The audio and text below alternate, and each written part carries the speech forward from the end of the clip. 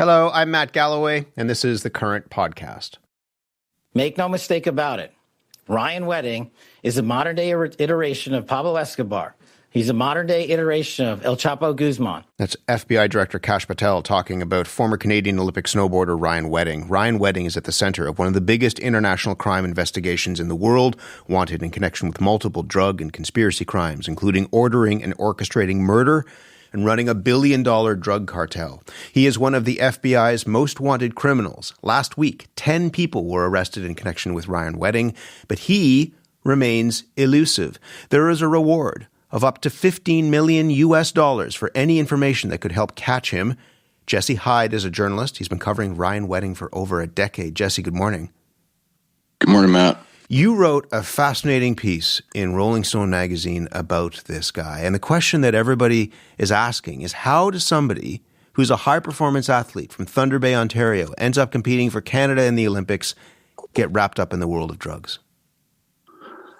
Yeah, I mean, I think that's what initially drew me to the story is in almost every way, Ryan doesn't fit the stereotype of people who get involved in drug trafficking. And that's, I mean, I think for me, in covering drug trafficking for 2 decades, both sides of the border, a lot of times you find that the stereotypes kind of fall apart. But Ryan's a really unique case in that he comes from a lot of privilege.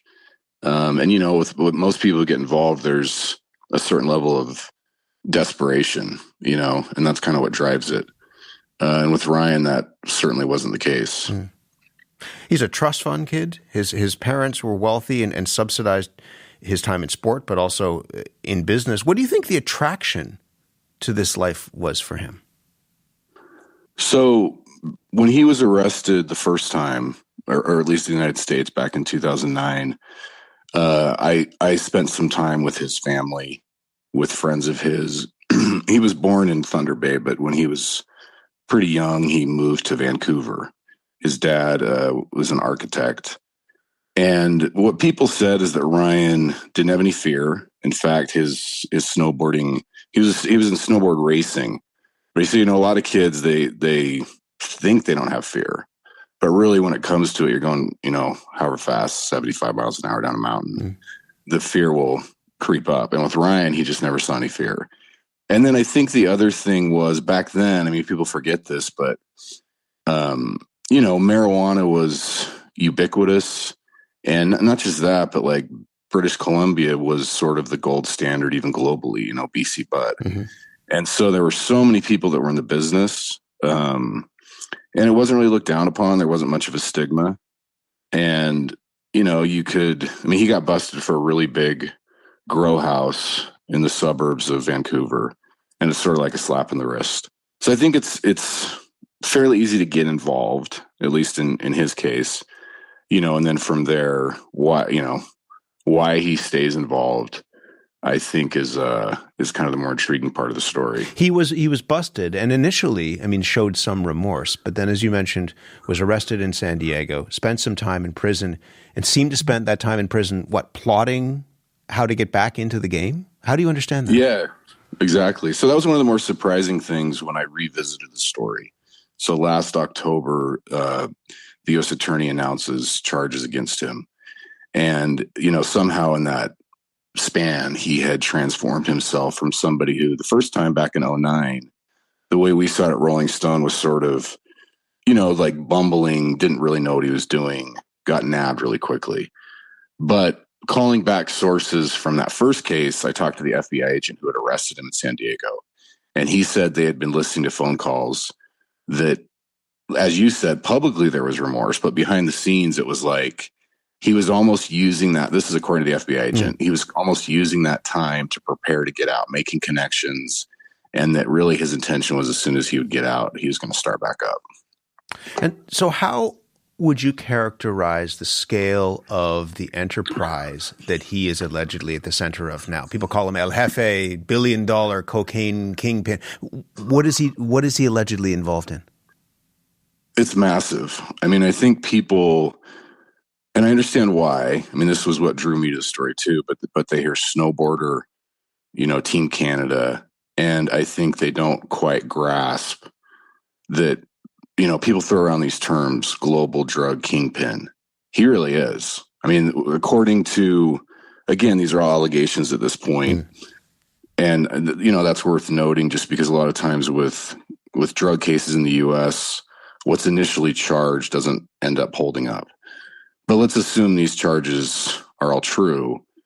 What was initially announced is he was moving 60 tons of cocaine a year from through Mexico into Los Angeles and up through the United States and Canada.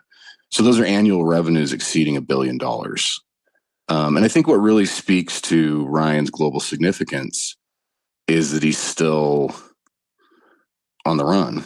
When these charges were first announced, sources I talked to in the FBI, the U.S. Attorney's Office, they said, it's a matter of weeks, maybe months before we catch him.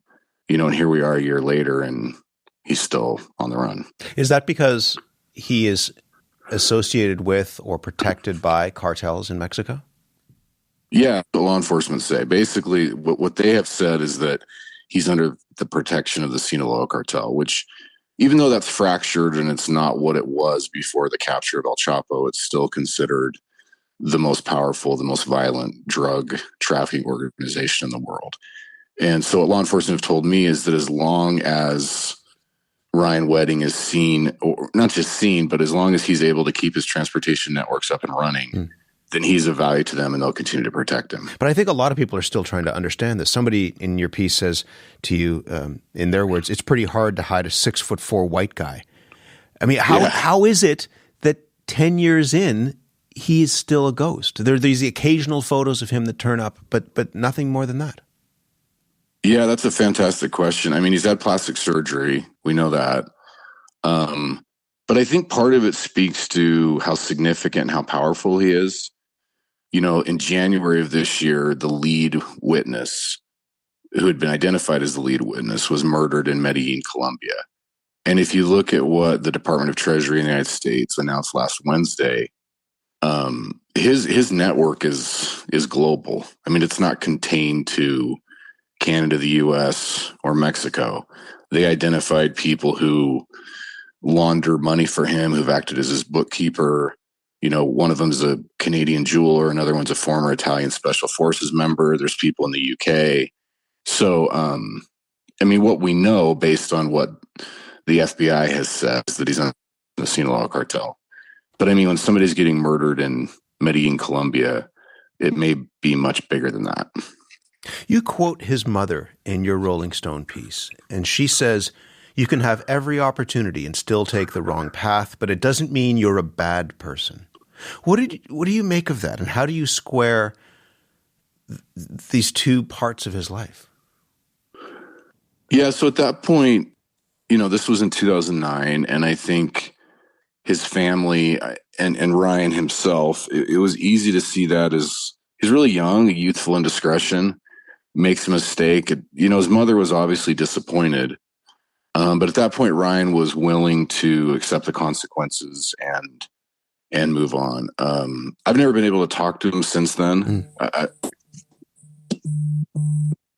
I've obviously wanted to, but that's the question I have too: is what makes him tick, and why has he been at this so long? And I think oftentimes the easy answer is greed, but oftentimes in the drug business, people.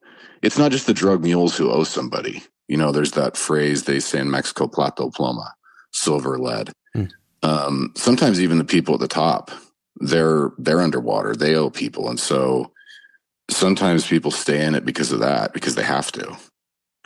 What to you is the most fascinating part of the story? Well, for starters, why? Why? I think most people, they get into jail and they're, quote unquote, scared straight. It was really intriguing to me that he had no fear, had no intention of doing that at a really young age. And, why has he still been doing it all these years? And I think the final thing is, why can't anybody catch him? It's actually been since 2015 when the RCMP, in a really big case called Operation Harrington, was trying to catch him. He was one of their main targets. He was known as El Chapo's man.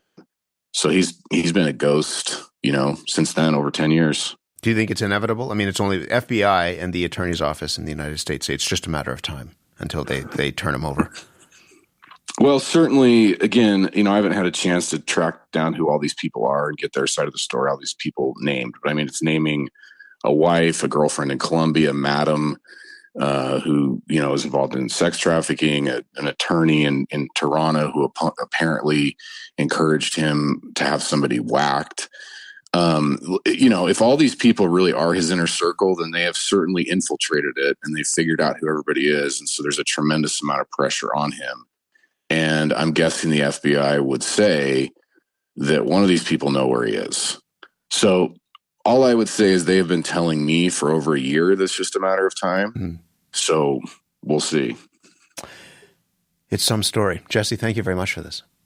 Hey, thanks so much, Matt. Jesse Hyde is a journalist and author. He's been covering the story of Ryan Wedding for over a decade, wrote a huge piece in Rolling Stone magazine about him. And his investigation is part of an upcoming docuseries in partnership with Rolling Stone Films and the CBC. It's called Snow King, From Olympian to Narco. This has been The Current Podcast. You can hear our show Monday to Friday on CBC Radio 1 at 8:30 a.m. in all time zones. Or you can also listen online at cbc.ca/thecurrent or on the CBC Listen app or wherever you get your podcasts. My name is Matt Galloway. Thanks for listening.